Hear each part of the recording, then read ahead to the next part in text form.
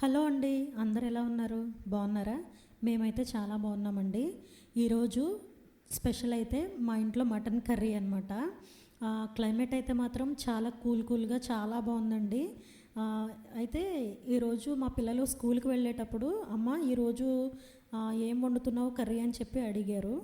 అడిగితే అంటే లంచ్కి ఇంటికే వచ్చేస్తారండి. అయితే నేను అన్నాను, పప్పు చేస్తానమ్మా, టమాటో పప్పు చేసి అప్పడాలు వేయిస్తాను అన్నాను. అంటే అమ్మ వద్దమ్మా, క్లైమేట్ కూల్గా ఉంది కదా, ఏదైనా స్పెషల్ చేయమన్నారు. సరే అని చెప్పి మటన్ రప్పించి, వాళ్ళకి సర్ప్రైజ్ అనమాట అండి, తెలియదు. మటన్ రప్పించి కర్రీ అయితే వండుతున్నాను.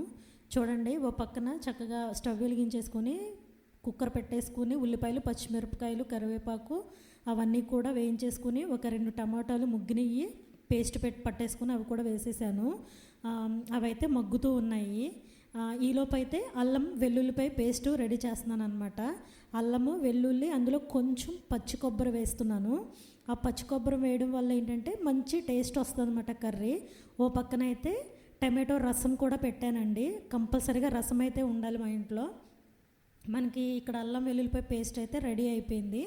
ఇది వేసుకోవడం వల్ల ఏంటంటే మంచిగా గ్రేవీ వస్తుంది అనమాట.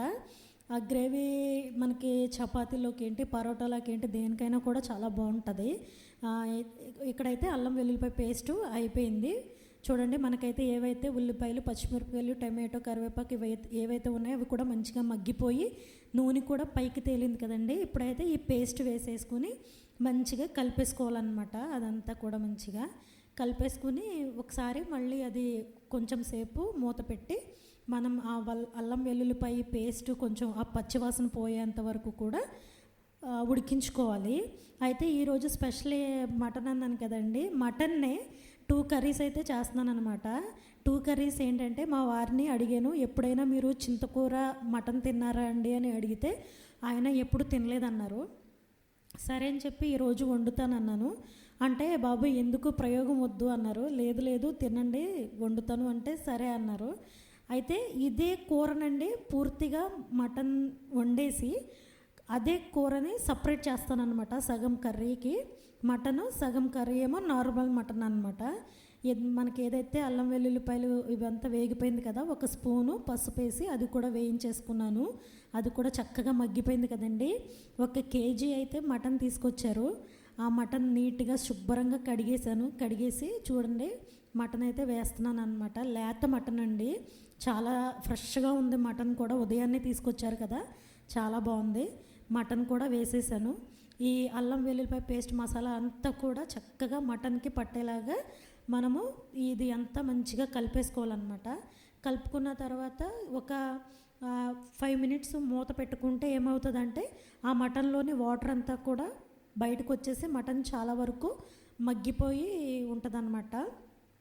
అయితే మన ఛానల్ అండి చాలా చూస్తున్నారు, చాలా థ్యాంక్ యూ సో మచ్ అండి మీ అందరికీ కూడా. అలాగే సబ్స్క్రైబ్ చేయండి, లైక్ చేయండి, షేర్ చేయండి, కామెంట్స్ పెట్టండి. మీరు కామెంట్స్ పెట్టడం వల్ల ఏంటంటే ఇంకా నాకు కొంచెం ఎంకరేజ్ చేసినట్లు అనిపిస్తుంది అనమాట. అందుకోసం కామెంట్స్ చేయమని అడుగుతున్నాను.